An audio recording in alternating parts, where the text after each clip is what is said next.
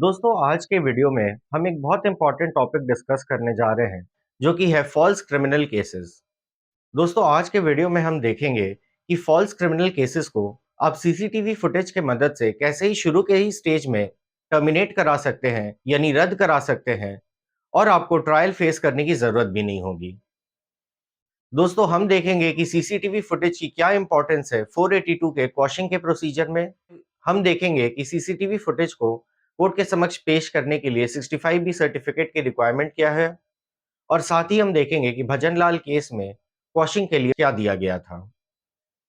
दोस्तों मैं हूं एडवोकेट अतिशय प्रसाद और बिना किसी देरी के शुरू करते हैं आज के वीडियो को। दोस्तों आपने देखा ही होगा कि आज के ज़माने में लोग थोड़ा बहुत भी इन्फ्लुएंस होता है तो एक छोटे-मोटे सिविल डिस्प्यूट को बढ़ा-चढ़ा के एफआईआर लिखवा देते हैं। अब ऑपोजिट पार्टी को यानी अक्यूज्ड को इस एफआईआर को फेस करने के लिए बहुत खर्चा भी करना पड़ता है और बहुत हरासमेंट का सामना भी करना पड़ता है।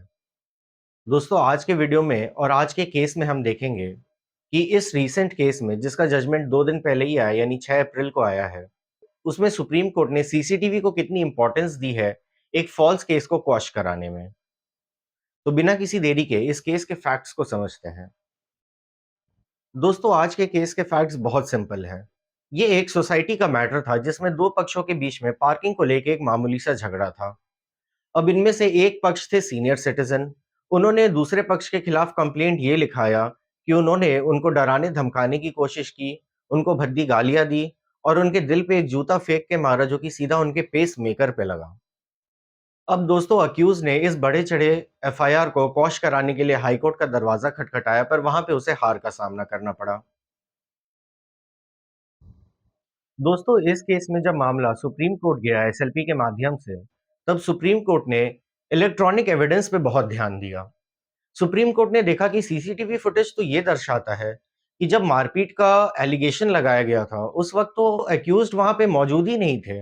इनफैक्ट सीसीटीवी से तो ये नजर आ रहा था कि अक्यूज ने तो और लड़ाई झगड़े को शांत कराने की कोशिश की थी।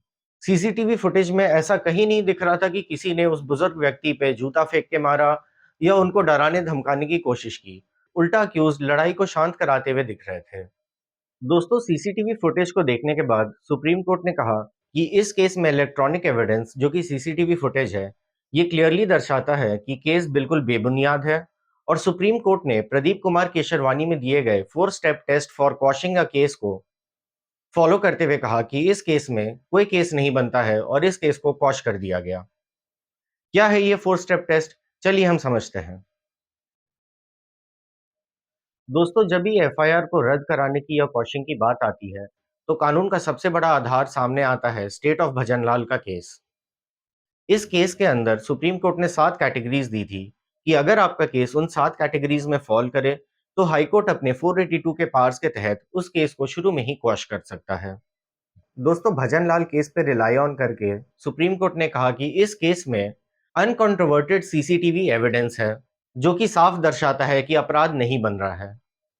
इसी के साथ सुप्रीम कोर्ट ने प्रदीप कुमार केशरवानी के केस में दिए गए 4 स्टेप टेस्ट का भी हवाला दिया इस केस में। देखिए दोस्तों ये 4 स्टेप टेस्ट बेसिकली कहता है कि अगर आप 482 के स्टेज पे कोई क्रिमिनल केस को क्वॉश कराना चाहते हैं तो आपको ऐसा एविडेंस देना होगा जो कि 4 कंडीशन सेटिस्फाई करे।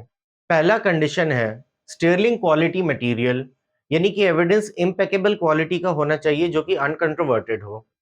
दूसरा टेस्ट है रूल्स आउट असर्शंस, यानी कि उस एविडेंस में कोई और असर्शन या कोई और कंक्लूजन की स्कोप नहीं हो। उस एविडेंस को देख के एक आम आदमी भी ये समझ जाए कि केस बिल्कुल बेबुनियाद है। तीसरा टेस्ट है अनरिफ्यूटेड बाय प्रोसिक्यूशन, यानी पुलिस या पब्लिक प्रोसिक्यूटर ने उस एविडेंस के खिलाफ कोई भी दलील या कोई भी एविडेंस नहीं दिया है। और चौथा है अब्यूज ऑफ प्रोसेस, यानी कि उस एविडेंस को देख के ये बिल्कुल सामने आ रहा हो कि अगर इस केस को और चलने दिया जाए तो ये एक अब्यूज ऑफ क्रिमिनल प्रोसेस होगा। दोस्तों इस केस में सुप्रीम कोर्ट ने सीसीटीवी फुटेज को देख के कहा कि इस केस के फैक्ट्स भजनलाल के टेस्ट को भी सेटिस्फाई करते हैं और प्रदीप कुमार केशरवानी के रीसेंट केस में दिए गए 4 स्टेप टेस्ट को भी सेटिस्फाई करते हैं और इस वजह से इस केस को क्वॉश कर दिया गया।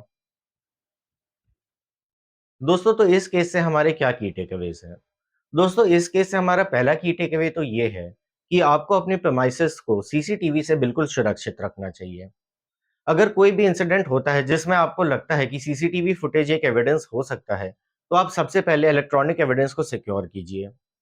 जो ओरिजिनल मीडियम ऑफ रिकॉर्डिंग है, उसको आप प्रिज़र्व करके रखिए और उसको मत छेड़िए। क्योंकि आपको उस ओरिजिनल मीडियम ऑफ रिकॉर्डिंग के रिगार्डिंग में 65 बी का सर्टिफिकेट देना होगा कि आप कंप्यूटर को डेली बेसिस पे चलाते हैं, आप कंप्यूटर के हार्डवेयर से वाकिफ़ हैं, आपने कोई रिकॉर्डिंग में छेड़खानी नहीं की है और रिकॉर्डिंग अपने ओरिजिनल फॉर्मेट में है वगैरह-वगैरह जो भी 65 बी के सर्टिफिकेट में स्टैंडर्ड फॉर्मेट में लिखाया जाता है। दूसरा टेक अवे ये है दोस्तों कि सीसीटीवी फुटेज एक बहुत इंपॉर्टेंट पीस ऑफ एविडेंस है आज के ज़माने में और आज के ज़माने में कोर्ट डॉक्यूमेंट्री एविडेंस को तो ध्यान देती ही देती है, पर सीसीटीवी फुटेज जैसे इलेक्ट्रॉनिक एविडेंस को बिल्कुल ध्यान देती है 482 के क्वेश्चन के स्टेज में।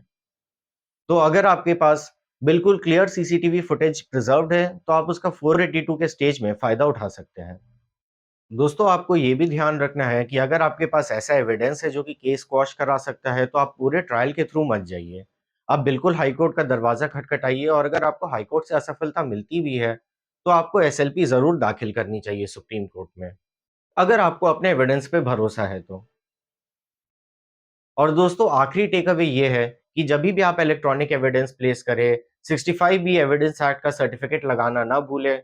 वो एक स्टैंडर्ड फॉर्मेट सर्टिफिकेट होता है जो कि सर्टिफाई करता है कि आपने एक रिलायबल सोर्स से रिकॉर्डिंग की है, आपका हार्डवेयर बिल्कुल इंटैक्ट है, वगैरह-वगैरह।